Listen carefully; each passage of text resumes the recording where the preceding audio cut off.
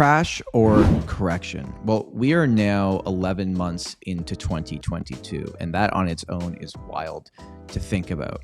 And for the first 3 of those months, we saw extreme price growth happen very fast, and a lot of people were worried. And then the Bank of Canada went, enough of this.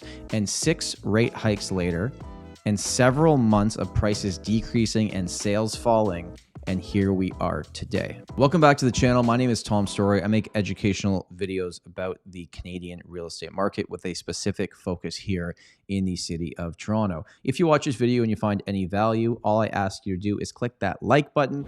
It is actually free. It's free to click it. And you know what else is free? Subscribing to this channel. We just crossed 7,000 people, and I want to thank you all for being a part of this community. What I've noticed compared to a lot of other channels out there is that you guys, for the most part, are actually really positive and make really good comments, and you're not just super negative, and I want to thank you for being here. If you're still curious about what's happening in the Toronto real estate market, or specifically how it's affecting you, you can go into the first link in the description, and there's 3 options for you there. You can book a buyer consultation, a seller consultation, or if you just have a few questions, you can book a discovery call directly with me.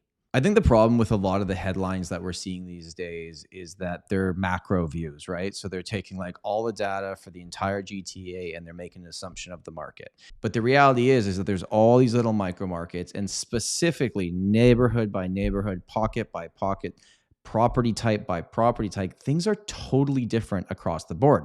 The one thing that's clear in the data that's the same for everything is that the activity has dropped off, right? Like demand has actively come down over time. The thing that hasn't really changed yet is the supply. The new listings haven't come to the market at the pace that we are expecting them to. I think that's because a lot of sellers are going, well, okay, if I can't get this price, I'm just going to wait. So I personally think we're going to have to wait till 2023 to actually fully understand what is going on here, because Bank of Canada has raised rates rapidly. I'm going to go over an article with you today from the Toronto Sun, which has a great headline. It makes a few pretty valid points I want to go over with you and get your opinion. But I'd like to know from you, do you think the city of Toronto has crashed in real estate prices, or do you think it has corrected? Throw your answer down below. There's a pretty famous Warren Buffett quote about stocks, and I'm paraphrasing here, but he says along the lines of, if you're not going to hold it for at least 10 years, don't even think about buying it for 10 minutes.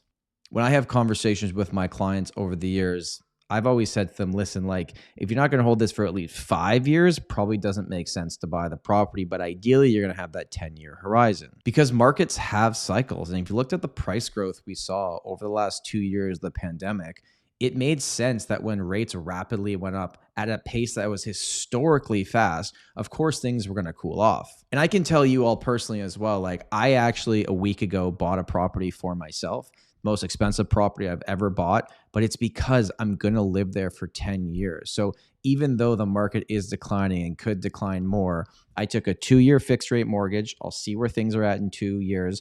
I didn't over leverage myself. I sold other properties to make it happen. I believe in the future of Toronto real estate. And if you don't, that's totally fine.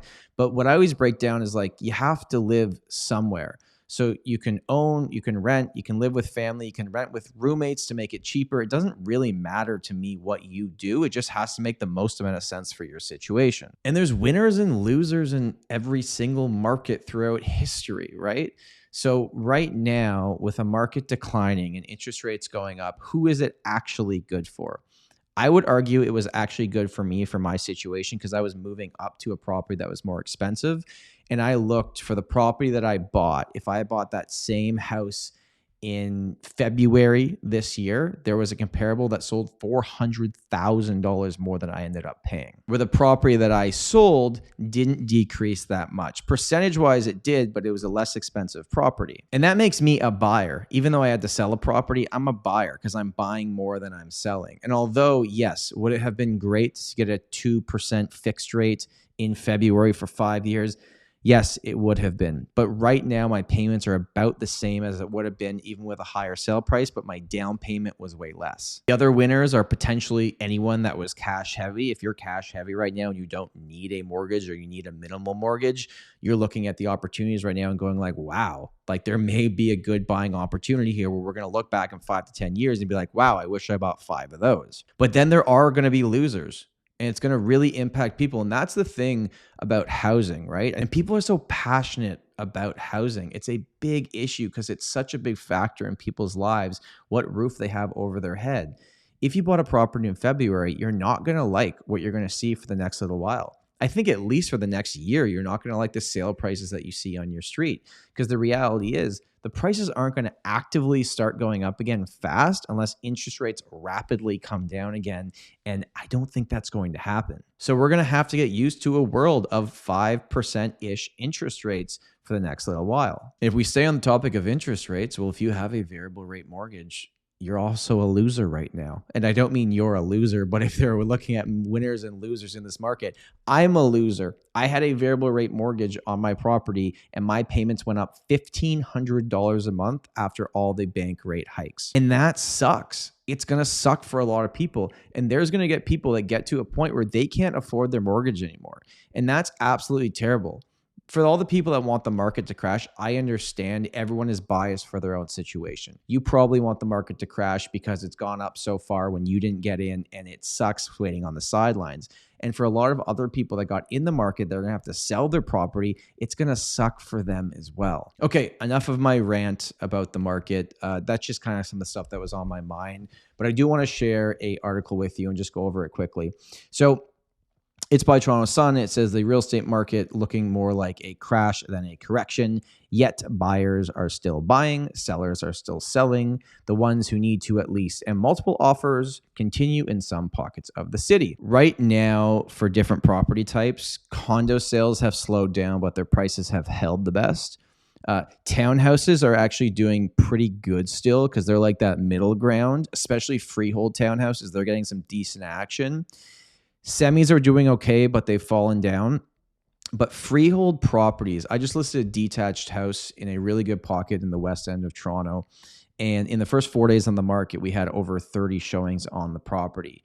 It is very, very active, where I've listed condos where in a month on the market, we get 5 showings. So it's really micro markets right now, specifically trying to understand exactly what is happening, where they're going to talk about in this article the fact that prices in Toronto are officially down 18% from the peak with the interest rate hikes. But there are some pockets where it's still pretty active because there's nothing to buy. They talk about the fact that now we are being forced to come to grips with the fastest interest rate hike cycle in more than 3 decades. And one can assume that it is those same forces now bringing the deep chill to the market. An average sale price has continued their descent, now down almost 18% from last winter's peak, with transactions almost half of what they were last October. And that's unfortunately the good news. Most areas outside the GTA are faring much worse. If I look at the market right now and look at certain areas that I'm worried about, yeah, it would be the areas that went up anywhere from 50 to 100% in price in a 2-year period. And I could go over all those markets, but it's pretty clear that all of them were outside the city of Toronto, where the city of Toronto had a good run during the pandemic, but it didn't go up at the same pace. And with all the factors happening in the world and people coming back to the city for work or coming back because they have school,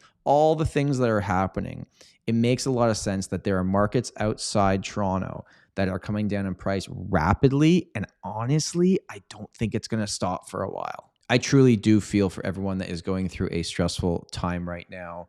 I really hope you get through it. I really hope you didn't over leverage yourself.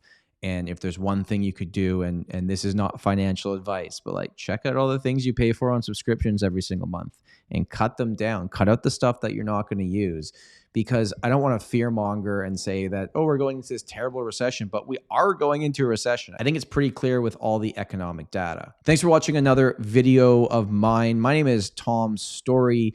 Remember, home is where your story begins. Have a great week.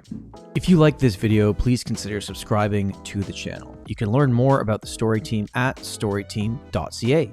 We also have a weekly podcast called The Tom Storey Show, with new episodes each Sunday. If you'd like to book a call directly with Tom, you can do that via the first link in the description.